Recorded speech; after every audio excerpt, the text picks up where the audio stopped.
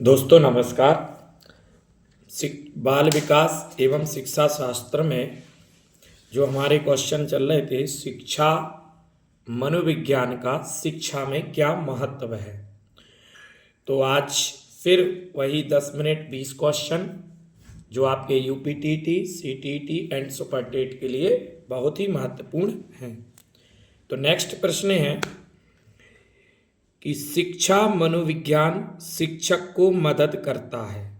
शिक्षा मनोविज्ञान शिक्षक को किस प्रकार से मदद करता है? पहला ऑप्शन है बाल विकास का ज्ञान प्राप्त करने में, दूसरा बाल स्वभाव तथा व्यवहार जानने में, तीसरा बच्चों के चरित्र निर्माण में, और चौथा उपरोक्त सभी सही। तो इसका चौथा आंसर बिल्कुल राइट है, क्योंकि शिक्षा मनोविज्ञान शिक्षक के लिए बाल विकास का ज्ञान प्राप्त करने में मदद करता है, बाल स्वभाव और व्यवहार जानने में मदद करता है, और बच्चों के चरित्र निर्माण में भी मदद करता है। इसलिए तीनों आपके ऑप्शन बिल्कुल सही है। नेक्स्ट प्रश्न है मनोविज्ञान ने शिक्षा को बना दिया है। तो ये प्रश्न हम कई बार पढ़ चुके हैं कि मनोविज्ञान ने शिक्षा को क्या बनाया है। पाठ्यचर्या केंद्रित, शिक्षक केंद्रित, बाल केंद्रित और विषय केंद्रित। तो आपको पता है कि आज की जो शिक्षा पद्धति है वो बाल केंद्रित है। इसका आंसर तीसरा होगा। नेक्स्ट प्रश्न है निम्नलिखित में से कौन सा रायवर्न के अनुसार शिक्षा के 3 संबंधों में सम्मिलित नहीं है? किसके? रायवर्न के अनुसार शिक्षा के 3 संबंधों में सम्मिलित नहीं है। पहला है बच्चे और शिक्षक में संबंध, ये सही है। दूसरा है बच्चे और समाज में संबंध, ये भी सही है। और तीसरा है शिक्षक और विषय में संबंध, और चौथा है विषय और बच्चे में संबंध। तो यहां पर ये तीसरा जो है विषय एवं विषय और बच्चे में संबंध, ये तीनों सही है। बच्चे और शिक्षक में संबंध, बच्चे और समाज में संबंध, विषय और बच्चे में संबंध, ये तीनों सही हैं। लेकिन शिक्षक और विषय में संबंध ये गलत है। रायवर्न ने कहा कि हर चीज के साथ बच्चा जोड़ना चाहिए। तो देखिए बच्चे और शिक्षक का संबंध है, बच्चे और समाज का है, विषय और बच्चे का संबंध है। इसलिए ये तीनों आपके ऑप्शन सही हैं, और शिक्षक और विषय का संबंध ये गलत है रायवर्न के अनुसार। नेक्स्ट प्रश्न है शिक्षा मनोविज्ञान के अंतर्गत शिक्षा से संबंधित संपूर्ण व्यवहार और व्यक्तित्व आ जाता है। यह परिभाषा किसके द्वारा दी गई है? शिक्षा मनोविज्ञान के अंतर्गत शिक्षा से संबंधित संपूर्ण व्यवहार और व्यक्तित्व आ जाता है, ये बात स्किनर ने कही है। किसने कही है दोस्तों? स्किनर ने। अगला प्रश्न है शिक्षा मनोविज्ञान व्यक्ति के जन्म से वृद्धावस्था तक सीखने के अनुभवों का वर्णन और व्याख्या कराता है। यह कथन किसका है? Crow and crew. Crow and crew ने कहा कि बच्चे जो व्यक्ति है वो जन्म से वृद्धावस्था तक सीखता है। ये क्रो एंड क्रू की परिभाषा। नेक्स्ट प्रश्न है एक शिक्षक के लिए शिक्षा मनोविज्ञान की उपादेयता क्या है? यानी शिक्षक के लिए शिक्षा मनोविज्ञान किस तरीके से कार्य करती है? तो पहला है स्वयं के ज्ञान व तैयारी के बारे में जानकारी के लिए, सही है बिल्कुल। और दूसरा है बालकों की आवश्यकता की जानकारी के लिए। तो शिक्षा मनोविज्ञान शिक्षक के लिए स्वयं के ज्ञान और तैयारी के बारे में भी बताती है, और बालकों की आवश्यकता की जानकारी के लिए भी बताती है। यानी पहला और दूसरा बिल्कुल सही है। तो मतलब विकल्प नंबर 3 सही है, पहला और दूसरा दोनों सही है। नेक्स्ट प्रश्न है शिक्षा मनोविज्ञान के ज्ञान के द्वारा शिक्षक बालकों की व्यक्तिगत विभिन्नताओं का ज्ञान प्राप्त करता है, सही है। उचित शिक्षण विधियों का चयन करता है, ये भी ठीक है। कक्ष में अनुशासन स्थापित करता है, ये भी ठीक है। यानी चारों ऑप्शन इसके सही हैं। शिक्षा मनोविज्ञान के द्वारा ये चारों चीजें शिक्षक के अंतर्गत होती हैं।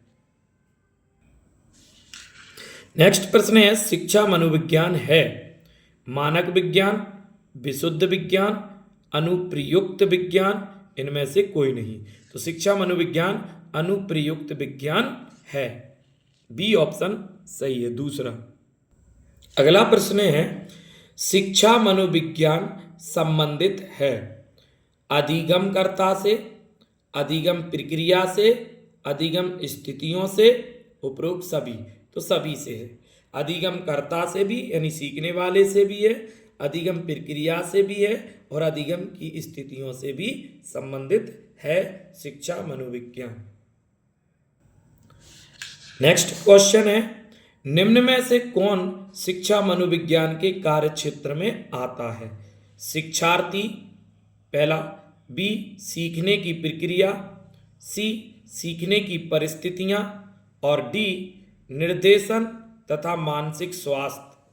तो यहां पर जो है चारों शिक्षा मनोविज्ञान के कार्य क्षेत्र में आते हैं। शिक्षार्थी भी आता है, सीखने की प्रक्रिया आती है, सीखने की परिस्थितियां आती हैं और निर्देशन व मानसिक स्वास्थ्य भी आता है। तो चारों ऑप्शन सही हैं, ए, बी, सी और डी।